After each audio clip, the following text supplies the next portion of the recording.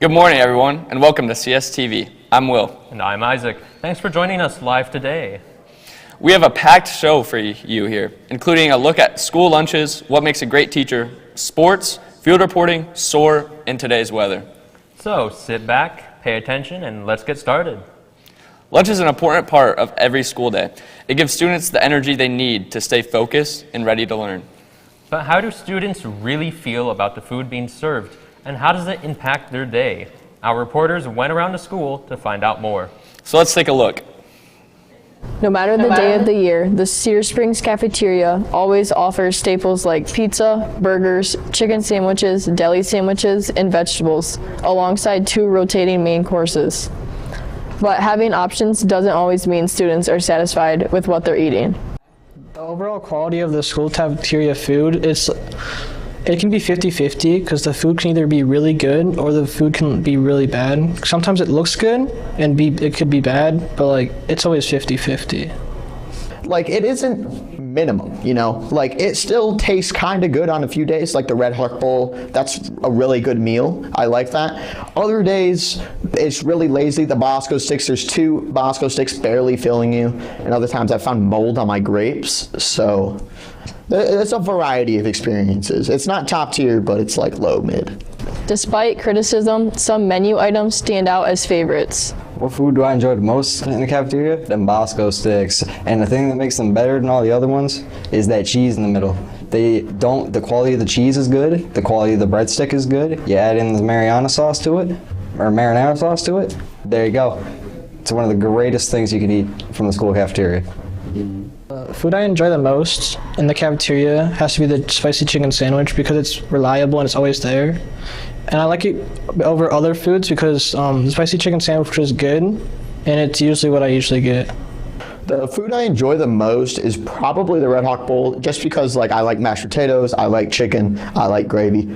That's good stuff, put a little bit of corn in there, corn in that, it's pretty good. Anything worse, probably orange chicken. I only like the cookies. I get a fortune and it's just oh, have a good life, It's oh yeah, sick. Not all meals earn positive reviews. The food I enjoy the least in the cafeteria has to be the popcorn chicken. The sauce that they put on it is really bad and it's just not enough food. The least? Oh, the mini corn dogs. I hate mini corn dogs. Mini corn dogs can go die in a hole. They just taste bad. They taste like dry pancakes, and I'm a waffles man, so. Students' voices show that what's served every day matters, not just for taste, but for nutrition, energy, and overall school experience. The school community can make the cafeteria a place students actually look forward to. From Cedar Springs TV, I'm Bailey Green. Thanks for watching. Thanks to our reporting team for that story. It's clear that the school lunch plays a bigger role than many people realize. A good meal can help students stay focused, but another key part of student success is the people leading the classroom. That's right. Teachers shape how we learn, grow, and prepare for the future. Up next, we'll take a closer look on what makes a good teacher and why they are so important to our school community. Every student remembers at least one teacher who made a difference. CSTV asks students and teachers what really matters in the classroom. From teaching style to personal connection, students shared what helps them learn and what keeps them engaged every day. I think something that makes a good teacher is just having a connection with their actual students and not just you're teaching the class, but I feel evaluating students is important as well. I think teachers that just try, I feel if they just give effort into actually teaching, then I think that gives me a little more motivation to actually try. We started by asking students a simple question. What makes a good teacher? I think what makes a good teacher is somebody that listens to their students' needs and realizes that every student is different and needs different things to actually work properly and can't all just do the same worksheets and stuff. I think a teacher that can earn my respect would be just I think just having normal conversations outside of school would actually help me boost respect, because they can connect deeper and it's not just a teaching thing. It can be a friend or someone you can trust. Students say good teaching doesn't just help them learn, it motivates them. I wish teachers understood that, like, aspects outside of school, like work, for example, or like kids have sports or work that they have to go to after school, so like homework especially can get overwhelming, so wish they understood that better. A good student is one that is always going to try, and not just try but give their best. And when I say give their best, it doesn't mean that they have to be perfect. It's just about the fact that even when they're not successful, they're going to continue from there. I wish they understood that we were real and that we're people too.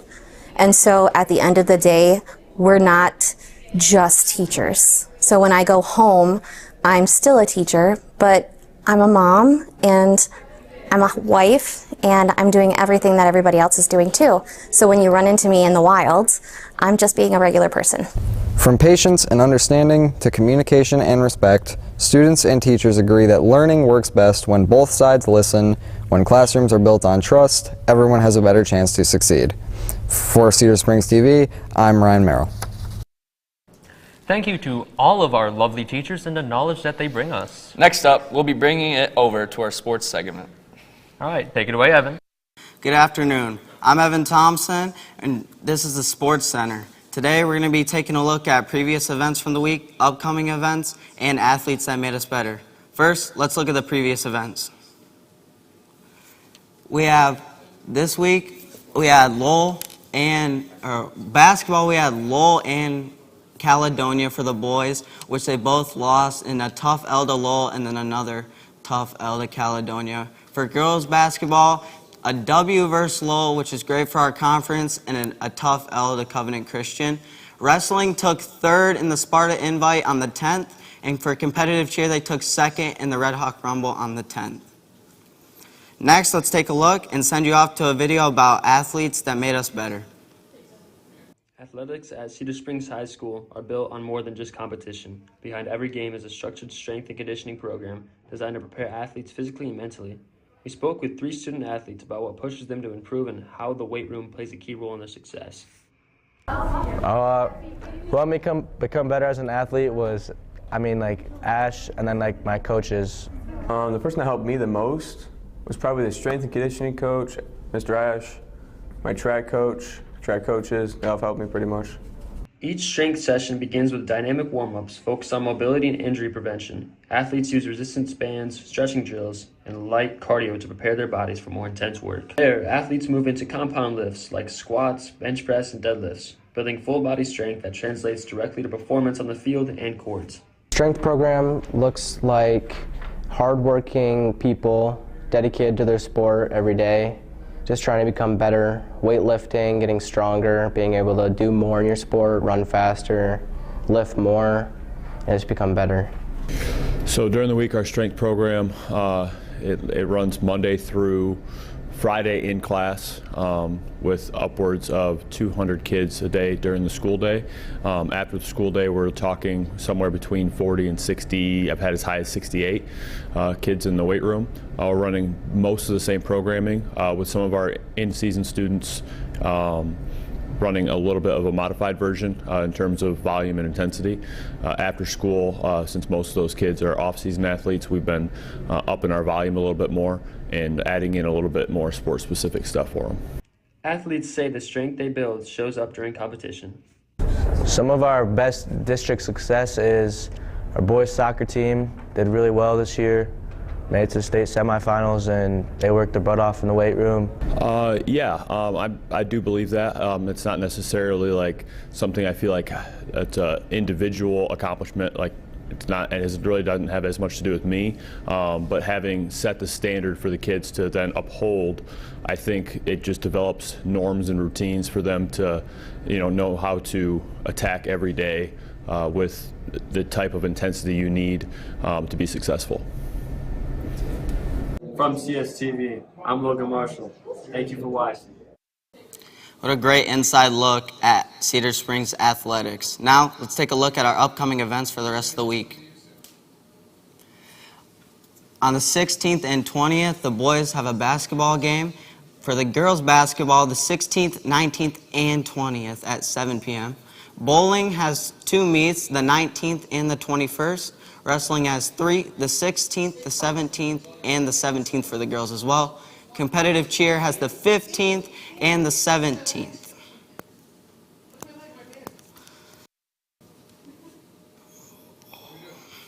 Thank you for your time. Back to anchors Will and Isaac.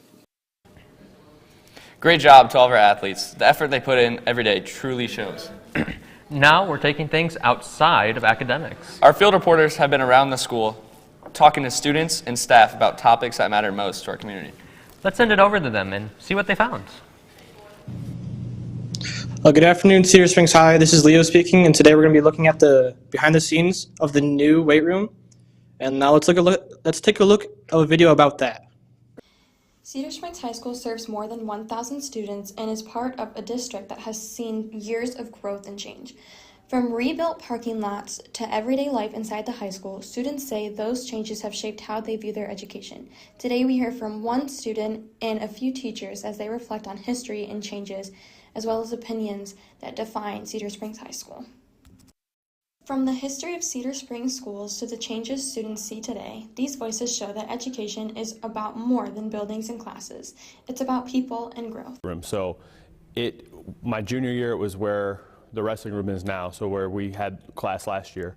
And then it got taken away from us and they put us into what was an art room at the time, which is across the hall in that tiny space. Cedar Springs High School recently underwent a major bond-funded rebuild. Most of the building is now new, featuring newer hallways, larger classrooms, updated technology, and a new weight room. The construction of the school, adding to a cafeteria, taking away the media center.